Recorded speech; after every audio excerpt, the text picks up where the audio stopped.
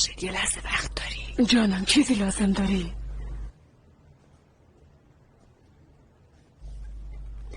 من یه چیزی دیدم، نمیدونستم بهت بگم یا نه، اما الان میگم. تو اگه صلاح دونستی به مادرش بگو. ای خدا مگه چی دیدی ها؟ اینا اون چاقوی خونی که از تو ماشین شوهرش پیدا شده بود و دادن به پلیس. خب ولی دخترش قبل از اینکه چاقو رو بده به پلیس دستشو با دستمال پاک کرد. نه بابا برای چی باید این کارو بکنه؟ مطمئنی درست دیدی؟ با چشمای خودم دیدم.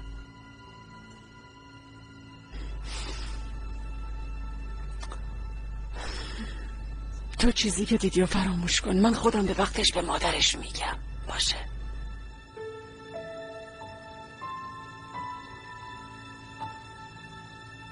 تمام معادلاتی که تو این صفحه و صفحه بعدش نوشته شده رو با دقت حل کنید و برای جلسه بعد با خودتون بیارید. این مبحث رو خوب تمرین کنید، جلسه بعد ادامهش میدیم. سوگل اگه بازم از اون آهنگ خاصی بگو آلبومشو برات بیارم.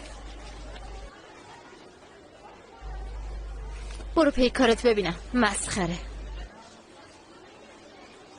چرا؟ مگه خودت نمیگفتی با هم نقاط مشترک زیادی داریم؟ چی شده؟ عاشقت شده؟ عاشق؟ دیوونه هم شده. دیوونه. اوه داستانه عشق و عاشقی تو راهه آخ جون.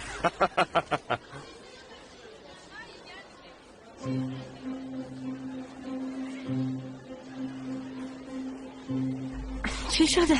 نکنه با دوستات دعوت شده و همشون تو رو تنها گذاشتن و رفتن؟ به تو چه مربوطه؟ برو پی کارت.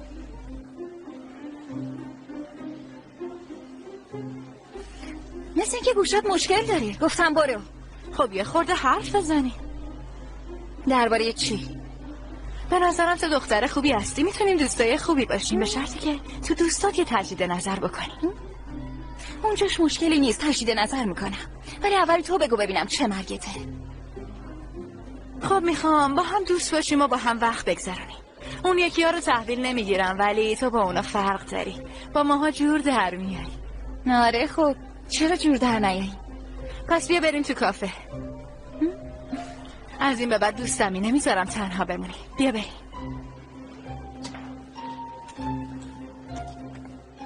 این مارال دیوونه است. از بس که فضوله. دید ما چیزی بهش نمیگیم، رفته حیاط گشته یه چیزی پیدا کنه. به نظرم خوب شد، حداقل متوجه لکه خون شدیم. دقیقاً اگه نریمان خانم میدید الان هممون تو زندان بودیم. همه این بله ها رو من سرتون آوردم، معذرت میخوام. اوضاع رو براهه. حواسمون نبوده یه قسمت از حیاط خونی مونده. تو کل خوابگاه همه دارن داستان یه قاتل زنجیره‌ای رو برای هم تعریف میکنن. ببینین دخترم، باید خیلی حواستون رو جمع کنین. آره راست میگه. پای هممون گیره، هممون تو درد سر میافتیم. باید حسابی مواظب باشیم. ساغر، مخصوصا تو ضعیفترین فرد گروهی. باشه دیگه. اوف. مامانم گفت برم خونه تا وقت عمو کمال برگرده. اون که دیگه بر نمیگرده.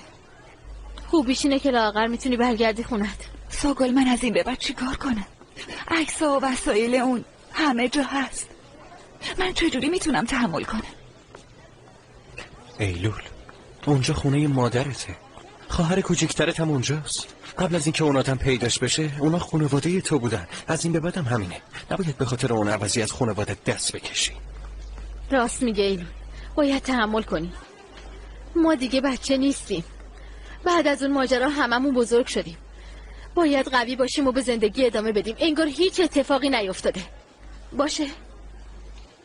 ولی شما بازم کنار من هستین مگه نه؟ اگه گاهی برامون شیرینی چیزی بیاری آره، اما اگه نیاری قول نمیدم. شکمون ما همیشه کنارتیم.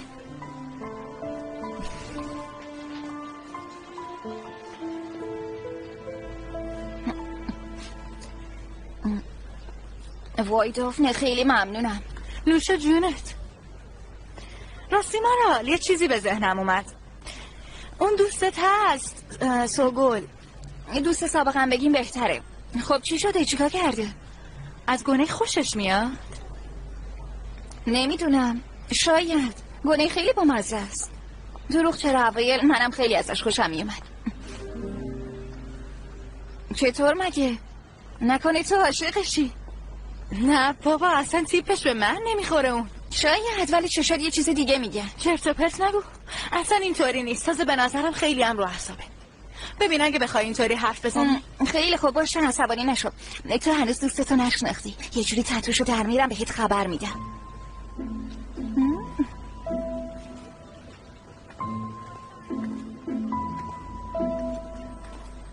هر کاری داشتی فقط کافیه به خودم بگی، درستش میکنم.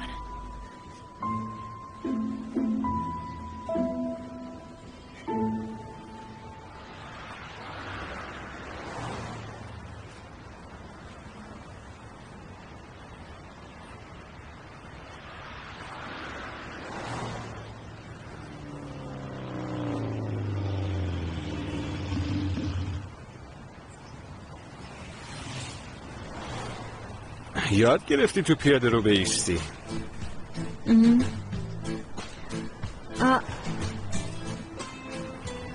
الان تاکسی گیرت نمیاد، وقت تعویض شیفتشونه.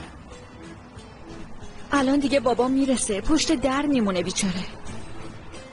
اگه دوست داری میتونم برسونمت. ها؟ نه ببینه کلی حرف بارم میکنه. میگه این آقا کیه؟ مگه دختری که نامزد داره سوار موتور غریبه ها میشه و از این حرفا؟ بیخیال نمیشه. مثل اینکه خیلی از بابات میترسی. بهتره بگیم احترام. با پنهان کردن واقعیت، با دروغ گفتن. اون موضوع با این فرق داره. بیا زود باش، یه جای پیادت میکنم که نبینتت. بگو با تاکسی اومدی.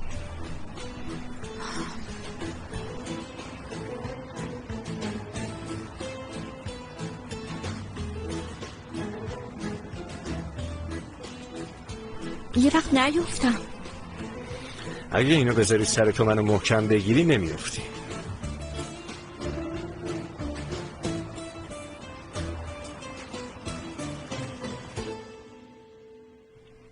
وقتی خانواده‌مو پیدا کنم هیچ کدوم از وسایلمو با خودم نمیبرم، همشو میذارم همینجا بمونه. آخه خانواده خیالی این دوستمون خیلی پول دارن، همه چیو براش از نو میخرن. بله که میخرن. آره میخرن. دیگه هیچ وقت نیا دیدنمون، حتی پاتو نذاری اینجا. شما میایین پیش ما، مامانم دستپختش خیلی خوبه. وای آره میای مگه نه؟ چی دارم میگم؟ زدم شوهر مادرمو کشتم، برادرمو بی پدر کردم، حالا مثل فرصت طلب و خیال پردازی میکنم. من حق ندارم دوباره برگردم. چرا نداری؟ ایلول ببین اونجا خونه تو هم هست، اونجا مادرت هست، خواهر و برادرت هستن. مادرم همش به خاطر کمال گریه میکنه، وقتی برادرمو میبینه همش یاد اون میفته. نه همه چی فراموش میشه، باید وانمود کنیم چیزی نشده و به زندگیمون ادامه بدیم. حالا گیریم که ما فراموش کردیم، اگه این نفر دوباره بیاد یه چیزی تو حیاط بنویسه چی؟ بچه ها میدونین من چی فکر میکنم؟ به نظر من اونو برای ما ننوشته بودن، چون ما خیلی دلهوره داشتیم فکر کردیم اونو برای ما نوشتن.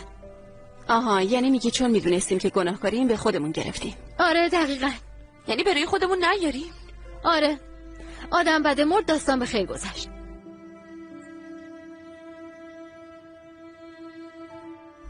ایلول اینا رو ولش کن، تو برو به نریمان بگو داری میری، من جمعش میکنم. باشه.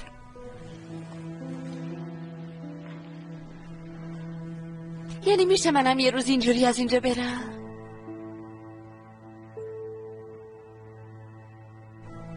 مادرم گفت میتونم برم خونه. تازه حس مادری شکوفا شده؟ تازه زایمان کرده، کمک لازم داره.